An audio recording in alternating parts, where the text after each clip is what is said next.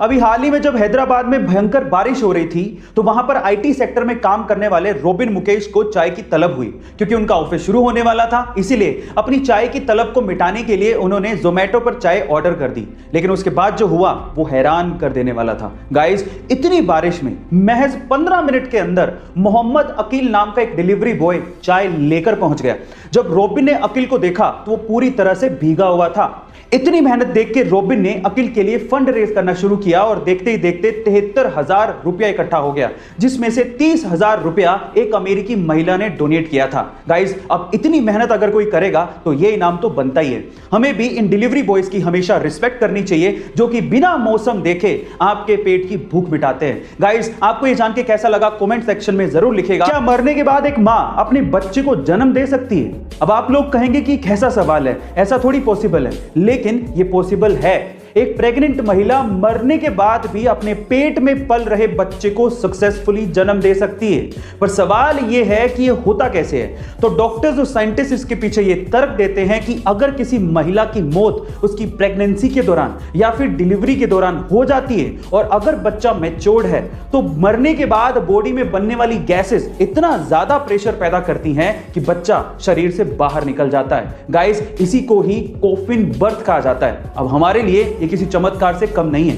क्या आप इसके पहले तक कॉफिन बर्थ के बारे में जानते थे? कमेंट सेक्शन में जरूर लिखिएगा। किंग ऑफ पॉप के नाम से मशहूर माइकल जैक्सन के डांस और उनके सॉन्ग्स के दीवाने पूरी दुनिया में थे, लेकिन माइकल जैक्सन की एक और चीज थी जो कि उनके फैंस के बीच में काफी मशहूर थी, और वो थी उनके काले घने बाल। लेकिन उनकी मौत के 10 साल बाद आई उनकी ऑटोप्सी रिपोर्ट में जो खुलासा हुआ वो आप लोगों को चौंका देगा। उनकी ऑटोप्सी रिपोर्ट में यह खुलासा हुआ है कि माइकल जैक्सन के सिर पे एक भी बाल नहीं था। वो जब भी पब्लिक अपीयरेंस और परफॉर्मेंस के लिए जाते थे तो वो सिर पे विग पहनकर जाते थे। गाइस, ये चकाचौंध भरी दुनिया अंदर से कितनी काली और गहरी है ये कोई नहीं जानता। क्या इसके पहले तक माइकल जैक्सन का ये राज आप जानते थे? कमेंट सेक्शन में जरूर लिखेगा। गाइस, जब भी इंडिया में दोपहिया वाहन यानी कि टू व्हीलर्स की बात आती है तो इसमें टीवीएस मोटर्स का नाम जरूर लिया जाता है। पर मेरा सवाल ये है कि टीवीएस मोटर्स में टीवीएस का मतलब क्या है और ये कहां से लिया गया है? चलिए आज मैं आपको इसके बारे में बताता हूं। टीवीएस मोटर्स में टीवीएस लिया गया है टीवीएस के फाउंडर के नाम से। अब इसकी फुल फॉर्म क्या है?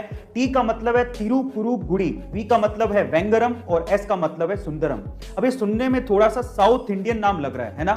एक्चुअली में साउथ इंडियन नाम ही है क्योंकि ये कंपनी इंडिया की है, इसके फाउंडर साउथ इंडिया से हैं और इसका हेडक्वार्टर चेन्नई में ही है। मैं आपकी जानकारी के लिए आपको बता दूं कि टीवीएस इंडिया की दूसरी सबसे बड़ी टू व्हीलर एक्सपोर्टर कंपनी है जो कि 60 से भी ज्यादा देशों में अपने टू व्हीलर सेल करती है। गाइस, क्या इसके पहले तक आपको इंफॉर्मेशन पता थी? नहीं पता थी तो कमेंट सेक्शन में जरूर लिखेगा। अगर आपके पास आपका खुद का व्हीकल है और उसका कोई इंपॉर्टेंट डॉक्यूमेंट जैसे कि आरसी वगैरह की एक्सपायरी डेट आने वाली है या फिर वो ऑलरेडी एक्सपायर हो चुका है तो मिनिस्ट्री ऑफ रोड ट्रांसपोर्ट की तरफ से आपके लिए एक राहत की खबर है।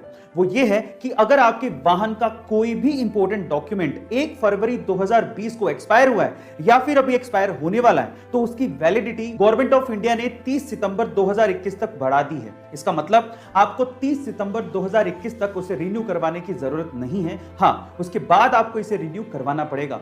कोरोना के चलते सरकार ने यह डिसीजन लिया है ताकि सोशल डिस्टेंसिंग की पालना करते हुए ट्रांसपोर्टेशन सेवाएं जारी रहें। एलियंस ब्रह्मांड में सच में मौजूद है। इनफैक्ट इजराइल और अमेरिका जैसे देशों को इसके बारे में सब कुछ पता है और वो एलियंस के संपर्क में भी हैं। इसके अलावा अमेरिकी पूर्व राष्ट्रपति डोनाल्ड ट्रंप को भी इसके बारे में पूरी जानकारी थी। वो दुनिया को इसके बारे में बताना भी चाहते थे, लेकिन एंड टाइम पे एलियंस ने डोनाल्ड ट्रंप को यह कहते हुए मना कर दिया कि मानव जाति इसके लिए तैयार नहीं है। अब आप लोग कहेंगे कि मैं ये कैसी बहकी बहकी सी बातें कर रहा हूं, लेकिन ये मेरा दावा नहीं है। ये दावा है इजराइल के अंतरिक्ष सुरक्षा प्रोग्राम के चीफ हेम इशत का, जिन्हें इजराइल में सैटेलाइट जनक भी कहा जाता है। उनका तो यह भी दावा है कि अमेरिका के कुछ साइंटिस्ट और एलियंस ने आपस में मिलकर गैलेक्टिक फेडरेशन बनाई है जिसका बेस मंगल ग्रह के अंडरग्राउंड में। अब इन बातों में कितनी सच्चाई है वो तो मैं नहीं जानता हूं, लेकिन किसी देश के जिम्मेदार अधिकारी का ऐसी बातें कहना चौंकाने वाली बात है। गाइस, आपका इसके बारे में क्या ख्याल है? कमेंट सेक्शन में जरूर लिखेगा और ऐसे अमेजिंग वीडियोस के लिए शेयर, सब्सक्राइब एंड लाइक। मिलते हैं अगली वीडियो में।